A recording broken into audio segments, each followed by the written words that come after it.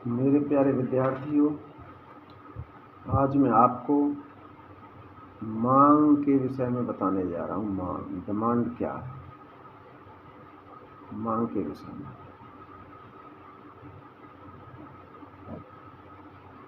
अर्थशास्त्र में जो मांग का टॉपिक है बहुत महत्वपूर्ण है, क्योंकि सारा मार्केट, प्रोडक्शन प्रणाली सब मांग पर ही डिपेंड है। इसलिए मांग को समझना बहुत आवश्यक है। सबसे पहले हम मांग की डेफिनेशन के विषय पर बात करेंगे कि आखिर मांग है क्या, अर्थशास्त्र में मांग किसे कहते हैं। तो जो डिमांड की जो डेफिनेशन है उस पर जो अर्थशास्त्री हैं वो एकमत नहीं है। इस संबंध में जो अर्थशास्त्री हैं वो 3 वर्गों में बटे हुए हैं। यानी कि मांग की जो परिभाषा है वो 3 विचारधाराओं में दी गई है। सबसे पहली जो विचारधारा थी, या ऐसे कह सकते हैं प्रथम वर्ग की परिभाषा जो थी, वो उसमें कहा गया कि प्रभावपूर्ण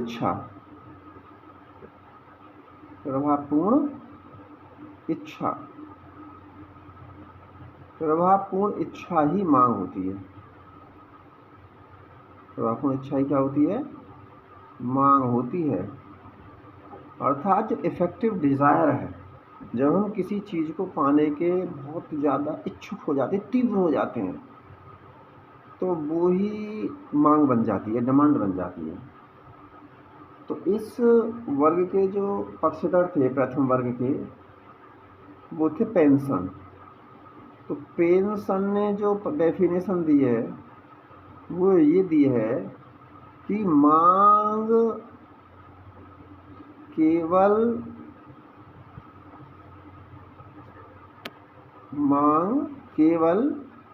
एक प्रभावपूर्ण इच्छा होती है।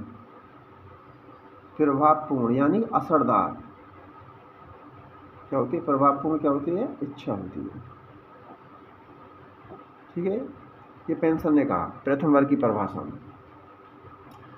और उन्होंने मांग में 3 तत्वों को शामिल किया। जो प्रथम वर्ग के अर्थशास्त्री थे, उन्होंने कहा कि एक मतलब किसी वस्तु की जो मांग है उसमें 3 तत्वों का होना बहुत आवश्यक है। नंबर 1, किसी वस्तु को पाने की इच्छा, यानी कि डिजायर। किसी वस्तु को पाने की क्या होनी चाहिए? व्यक्ति के अंदर इच्छा। नंबर दूसरा पॉइंट है कि उसे खरीदने के लिए उसके पास साधन होने चाहिए। उसे खरीदने के लिए क्या होने चाहिए? साधन होने चाहिए। और नंबर तीसरा बताया, इन साधनों को वस्तु खरीदने के लिए या इन साधनों को वस्तु को क्रय करने में इनको मतलब लगाने की क्या होनी चाहिए? प्रयोग करने की क्या होनी चाहिए? तत्परता होनी चाहिए। सही है। इन साधनों को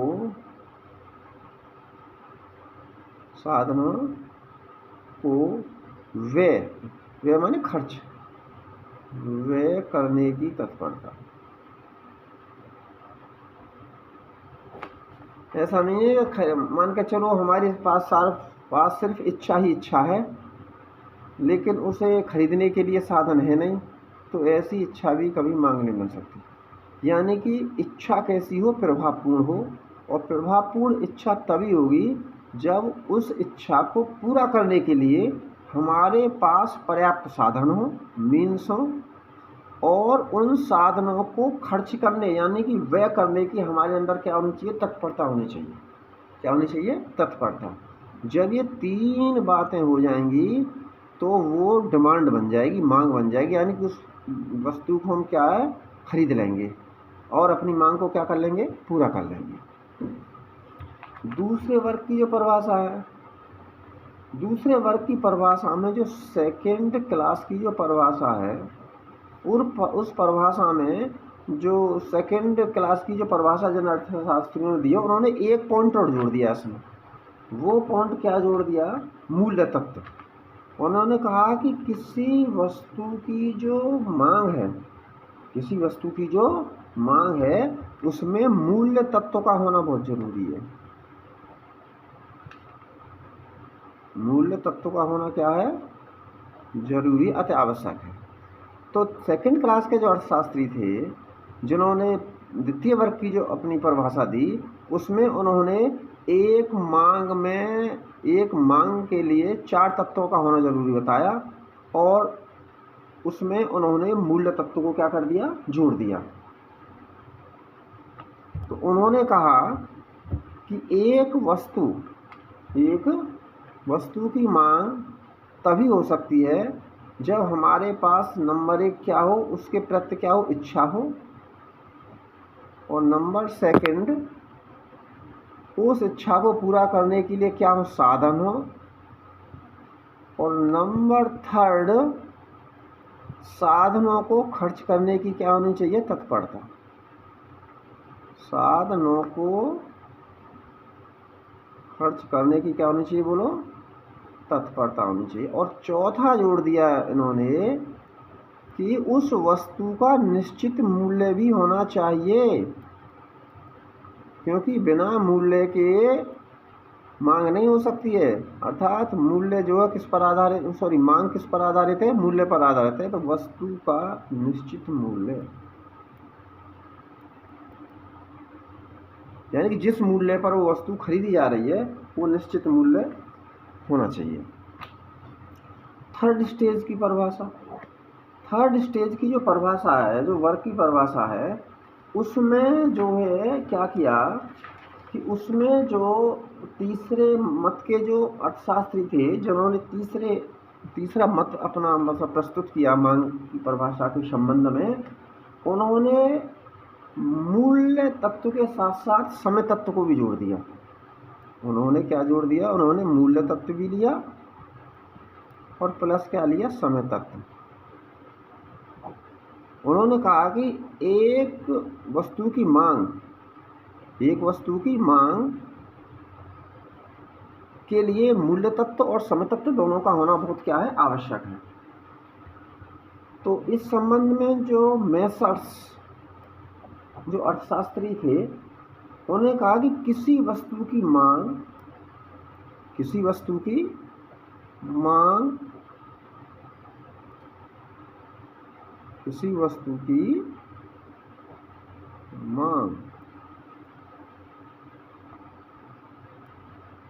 उन मात्राओं की एक सारणी होती है। क्या होती है? सारणी, टेबल होती है, सारणी है, जिन्हें खरीदने वाला यानी कि क्रेता, जिन्हें खरीदने वाला एक निश्चित समय पर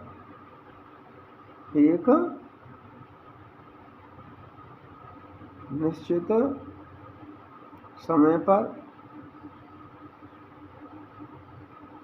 मूल्य पर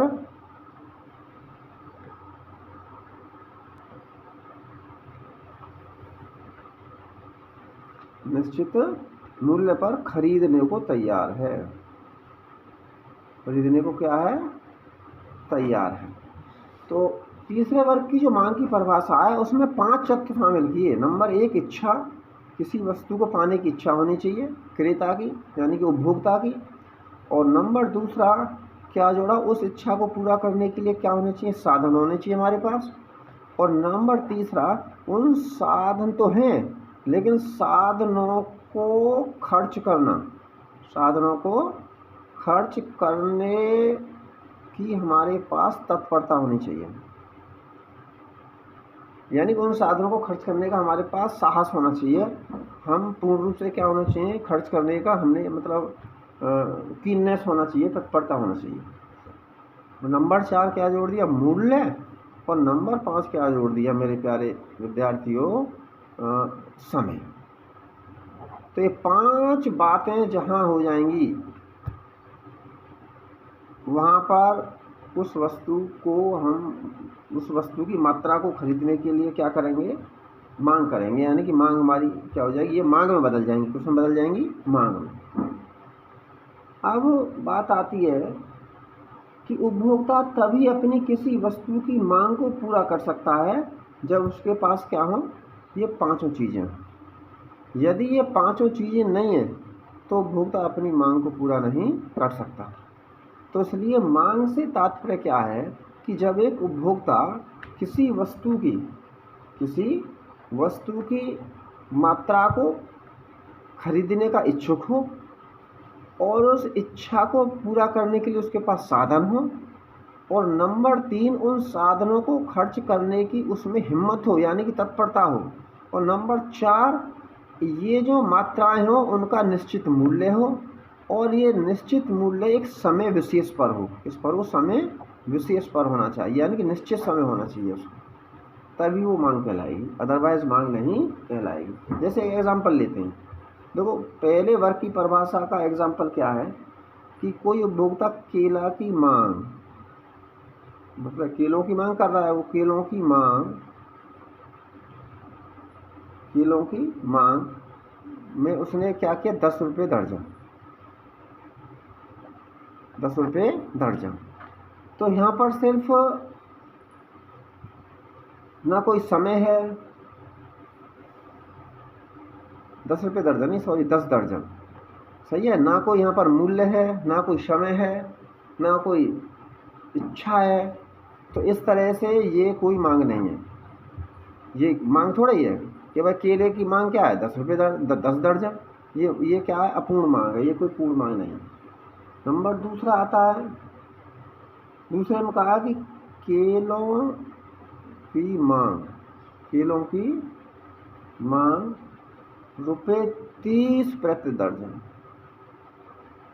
30 प्रति दर्जन। अब यहाँ पर मूल्य तो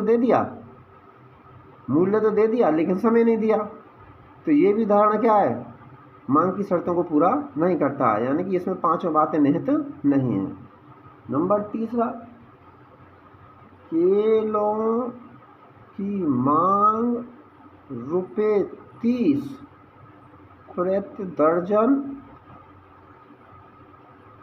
ये हो गया जून माह में, इसमें शामिल है, इसमें ये मांग है। क्यों मांग है, क्योंकि इसमें कीमत भी दे रखी है, मात्रा भी दे रखी है और समय भी दे रखा है। किस महीने में 30 रुपये दर्जन केला बिक रहा है, जून के महीने में। किस में बिक रहा है, जून के महीने में। तो तीसरा जो एग्जाम्पल है वो किसका एग्जाम्पल है, मांग का एग्जाम्पल है, क्योंकि ये मांग की सारी शर्तों को क्या करता है, पूरा करता है। अब बात आती है कि मांग, और ये अक्सर पूछ लिया जाता है कि मांग व आवश्यकता दोनों एक दूसरे के समानार्थी हैं या इनमें कुछ अंतर है। तो इनमें जो अंतर है वो क्या है, देखो जो आवश्यकता है, ये जो आवश्यकता है ना, ये किससे जन्म लेती है, इच्छा से। यानी कि आवश्यकता जो है, ये जो मतलब जो हमारे अंदर इच्छा होगी तभी वो किस में बदलेगी, आवश्यकता में बदलेगी। किस में बदलेगी, आवश्यकता में बदलेगी। तभी तो कहा कि इच्छा जो है आवश्यकता की जननी है, यानी इच्छा के बाद ही आवश्यकता का क्या होता है, जन्म होता है। अब ये जो आवश्यकता है ये मांग कब बनेगी, ये मांग तब बनेगी जब इसके साथ 2 चीज़ों को जोड़ दिया जाए, नंबर 1 मूल्य और नंबर प्लस क्या जोड़ दिया जाए, दूसरा समय। यानी कि जब आवश्यकता के साथ मूल्य और समय दोनों को जोड़ दिया जाए तो यही क्या बन जाती है, मांग बन जाती है किसी वस्तु की। क्या बन जाती है, किसी वस्तु की मांग बन जाती है। इसलिए अंतर क्या है कि आवश्यकता में ना तो मूल्य सम्मिलित होता है और ना ही समय सम्मिलित होता है, जबकि मांग के लिए इन दोनों तत्वों का होना बहुत क्या है, आवश्यक है। भाई मांग के लिए दोनों तत्वों का होना क्या है, मूल्य तत्व का भी और समय तत्व का भी होना आवश्यक है। इसलिए यदि आवश्यकता में इन दोनों को मिला दिया जाए, आवश्यकता के साथ इन दोनों को जोड़ दिया जाए या दोनों को इसमें सम्मिलित कर लिया जाए, तो यही आवश्यकता किस में बदल जाएगी, मांग बदल जाएगी, यानी कि नीड जो है वो डिमांड में चेंज हो जाएगी। अब इच्छा से आवश्यकता जन्म लेती है और आवश्यकता में यदि मूल्य और समय को जोड़ दिया जाए तो मांग जन्म ले लेती है। ठीक है, और आवश्यकता पर वस्तु के मूल्य का कोई प्रभाव नहीं पड़ता है, जबकि यानी कि मांग पर मूल्य का क्या पड़ता है, प्रभाव पड़ता है, समय का भी प्रभाव पड़ता है, इस पर कोई प्रभाव नहीं पड़ता है। अर्थात आवश्यकता मूल्य क्या होती है, निरपेक्ष होती है, और मांग क्या होती है, मूल्य सापेक्ष होती है। तो नेक्स्ट वीडियो हम मेरे प्यारे छात्रों जो नेक्स्ट वीडियो में बनाऊंगा वो मांग को प्रभावित करने वाले तत्वों पर बनाऊंगा और बड़ी आसान भाषा में बनाऊंगा, जिससे कि आपकी ज़्यादा से ज़्यादा समझ में आए। जय हिंद, जय भारत।